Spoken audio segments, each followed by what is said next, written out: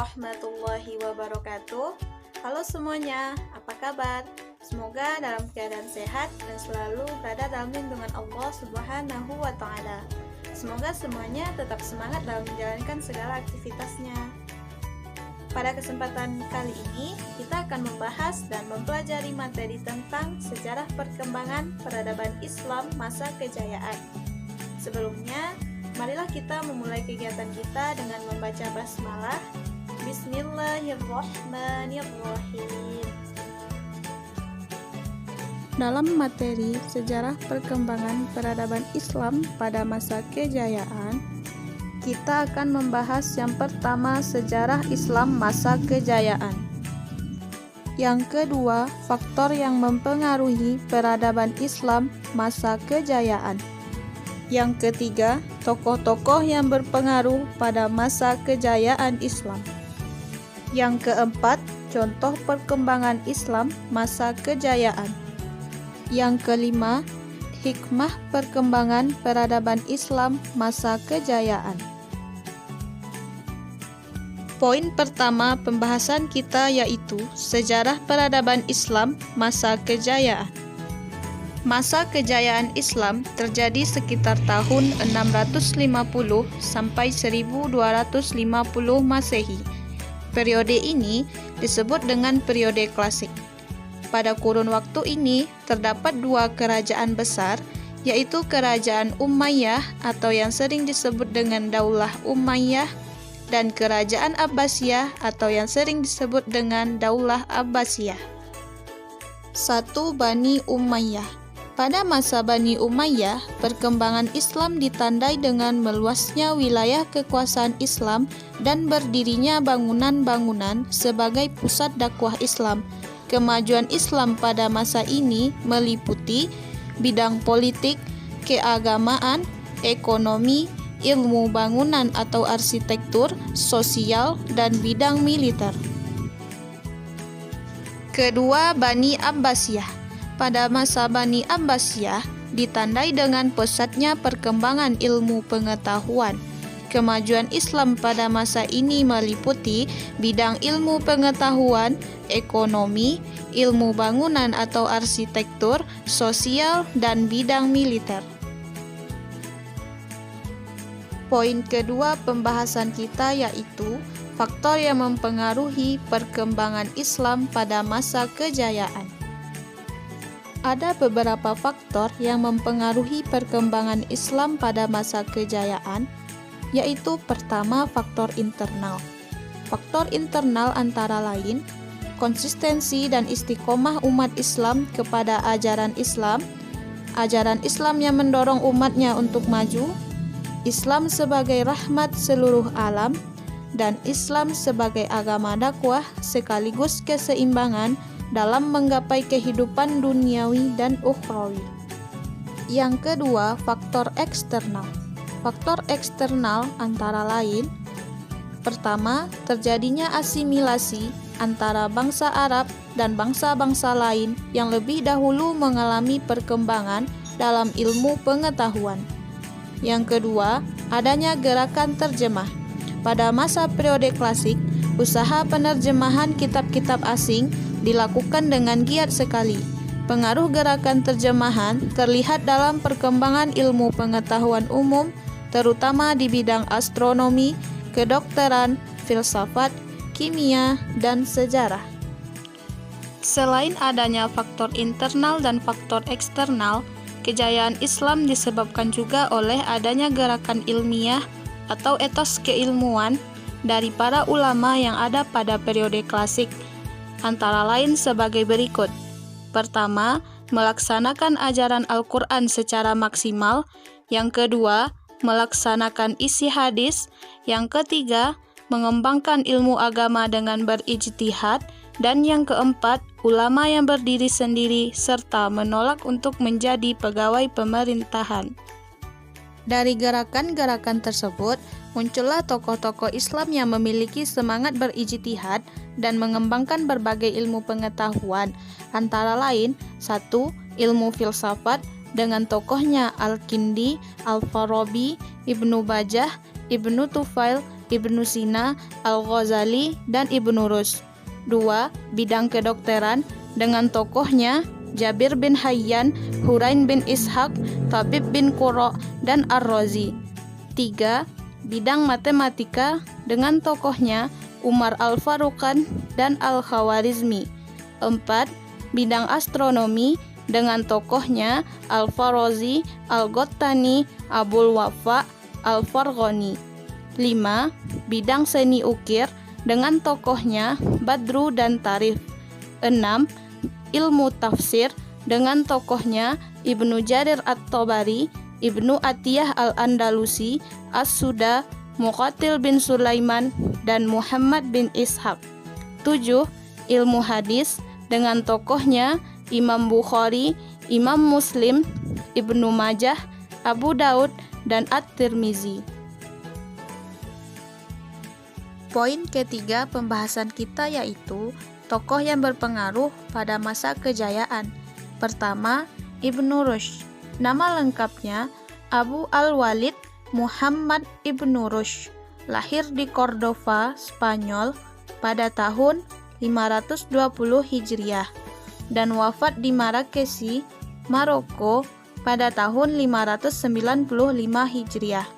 Beliau menguasai ilmu fikih, ilmu kalam, sastra Arab, matematika, fisika, astronomi, kedokteran, dan filsafat. Karya-karya beliau antara lain Kitab Bidayat Al-Mujtahid. Kedua, Al-Ghazali. Nama lengkapnya Abu Hamid Al-Ghazali. Lahir di desa Ghazalah, dekat Tus, Iran Utara pada tahun 450 Hijriah dan wafat pada tahun 505 Hijriah di Tus juga. Di antara bukunya yang terkenal yaitu Ihya Ulum Ad-Din, yakni membahas masalah-masalah ilmu akidah, ibadah, akhlak, dan tasawuf berdasarkan Al-Quran dan hadis. Dalam bidang filsafat, beliau menulis Tahafu al-Falasifah atau tidak konsistennya para filsuf. Al-Ghazali merupakan ulama yang sangat berpengaruh di dunia Islam, sehingga mendapat gelar Hujjatul Islam atau bukti kebenaran Islam. Yang ketiga, Al-Kindi. Nama lengkapnya Yakub bin Ishaq Al-Kindi. Lahir di Kufah pada tahun 805 Masehi dan wafat di Baghdad pada tahun 873 Masehi. Al-Kindi termasuk cendekiawan muslim yang produktif. Hasil karyanya di bidang-bidang filsafat, logika, astronomi, kedokteran, ilmu jiwa, politik, musik, dan matematika. Beliau juga merupakan satu-satunya filosof Islam dari Arab. Ia disebut Failasuf al-Arab atau filosof orang Arab. Yang keempat, Al-Farabi. Nama lengkapnya Abu Nasru Muhammad Ibnu Tarkan Ibnu Uzlaq Al-Farabi. Lahir di Farabi, Transoksania pada tahun 872 Masehi dan wafat di Damsyik pada tahun 950 Masehi. Al-Farabi menekuni berbagai bidang ilmu pengetahuan antara lain logika, musik, kemiliteran, metafisika, ilmu alam, teologi, dan astronomi. Di antara karya ilmiahnya yang terkenal berjudul Ar-Rayu Ahlul Al-Madinah wa Al-Fadilah atau Pemikiran tentang Penduduk Negara Utama. Yang kelima, Ibnu Sina. Nama lengkapnya Abu Ali Al-Husain Ibnu Abdullah Ibnu Sina. Lahir di desa Afshana dekat Bukhara. Wafat dan dimakamkan di Hamazan. Beliau belajar bahasa Arab, geometri, fisika, logika, ilmu hukum Islam, teologi Islam, dan ilmu kedokteran. Di antara karyanya yang terkenal berjudul Al-Qanun fi At-Tib, yaitu ensiklopedi tentang ilmu kedokteran, dan Al-Shifa, ensiklopedi tentang filsafat dan ilmu pengetahuan. Poin keempat yang akan kita bahas yaitu contoh perkembangan peradaban Islam masa kejayaan. 1. Bani Umayyah.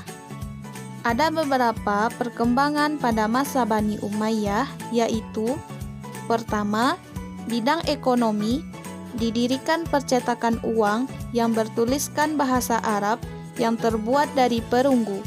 Yang kedua, bidang sosial budaya, membangun rumah sakit di setiap kota oleh Khalifah Walid bin Abdul Malik dan dibangun rumah singgah bagi anak-anak yatim piatu. Yang ketiga, ilmu pengetahuan, yaitu ulumul lisaniyah, tarikh, ilmu qiraah, ilmu tafsir, ilmu hadis, ilmu nahwu, ilmu bumi, dan ulumud dakhilah. Yang keempat, bidang politik, dibentuknya Alkitabah, Al-Hijabah, organisasi keuangan, organisasi kehakiman, dan organisasi tata usaha. 2. Bani Abbasiyah. Ada beberapa perkembangan pada masa Bani Abbasiyah, yaitu pertama, bidang sosial budaya. Adanya seni bangunan dan arsitektur untuk bangunan istana, masjid, dan kota, seperti Istana Qasrul Zahab, Istana Qasrul Khuldi, Kota Baghdad, dan Samara. Kedua, bidang politik dan militer, dibentuknya Departemen Pertahanan dan Keamanan. Yang ketiga, bidang ilmu pengetahuan, munculnya para ahli dalam ilmu pengetahuan seperti filsafat, ilmu sejarah, ilmu bumi, astronomi, kedokteran, kimia, dan matematika. Yang keempat, bidang ilmu agama, munculnya beberapa ilmu seperti ilmu tafsir dan ilmu hadis. Poin kelima pembahasan kita yaitu hikmah perkembangan peradaban Islam masa kejayaan. Berikut ini di antara beberapa hikmah perkembangan peradaban Islam masa kejayaan. Untuk memperkaya pengetahuan serta wawasannya tentang materi sejarah perkembangan peradaban Islam masa kejayaan, silahkan dibaca buku beserta referensi lain terkait dengan materi perkembangan sejarah peradaban Islam pada masa kejayaan.